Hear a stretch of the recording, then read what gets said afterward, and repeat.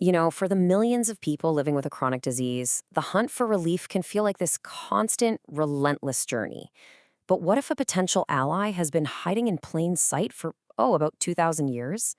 Today, we're going to put an ancient remedy under a very modern microscope to see what it might mean for people with Crohn's disease.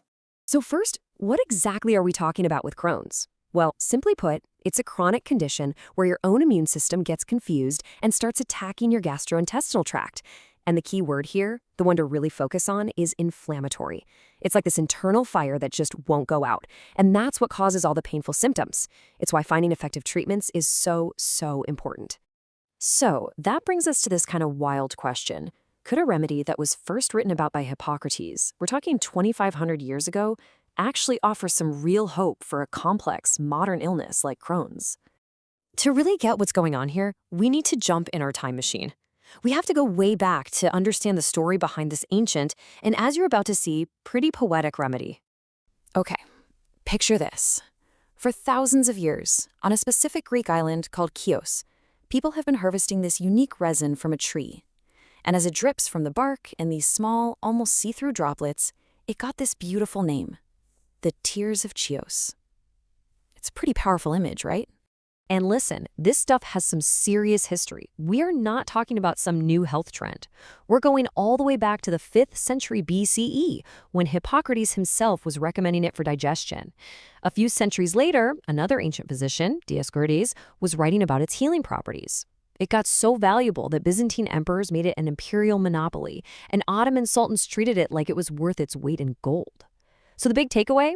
This isn't a new discovery. It's more like a rediscovery of some very old knowledge. But, of course, history and tradition are one thing. Cold, hard scientific proof, that's a whole different ballgame. So how did this ancient remedy actually do when scientists finally put it under the microscope for the very first time? So let's fast forward to 2007. For the first time ever, a group of researchers set up a pilot study with a really simple but profound goal: to see if these tears of Chios could actually have a real, measurable effect on patients who had active Crohn's disease. And the results? Well, just look at this. The Crohn's Disease Activity Index, or CDAI, is basically a score for how severe your symptoms are. Before the study, the patients had a score that put them in the moderate activity zone.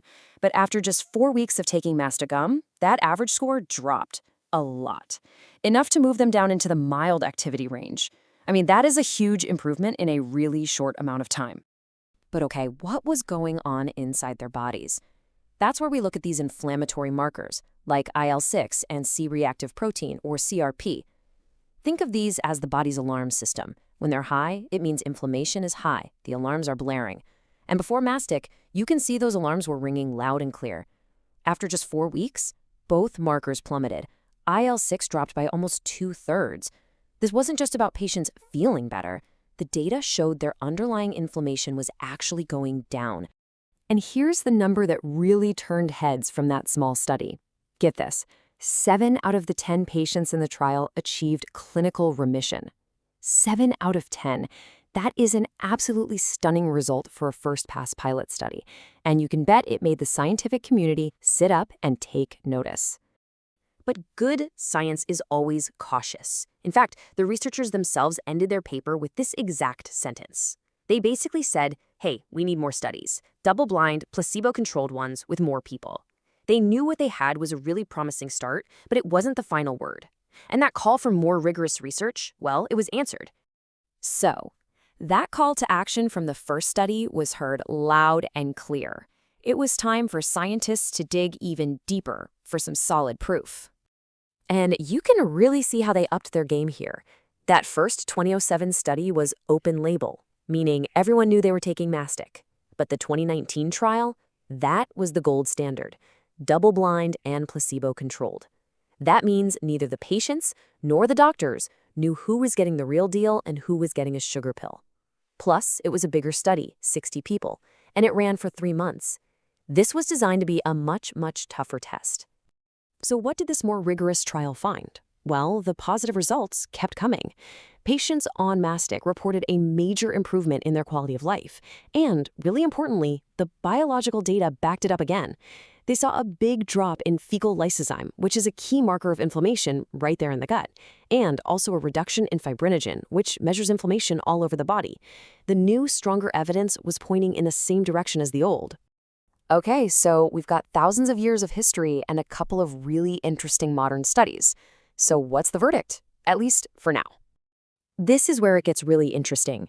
In 2023, researchers put together what's called a systematic review.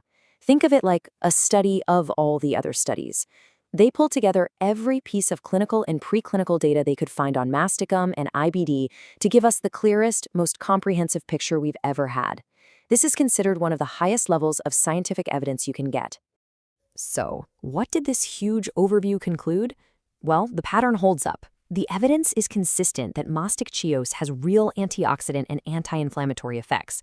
The review even says it may have a positive effect on managing IBD. The scientific consensus is pretty clear. The evidence is definitely promising. But, and this is a big but, just like all the good scientists before them, they make it clear that we still need more high-quality trials before we can draw any final conclusions. The story is good, but the final chapter, it hasn't been written just yet.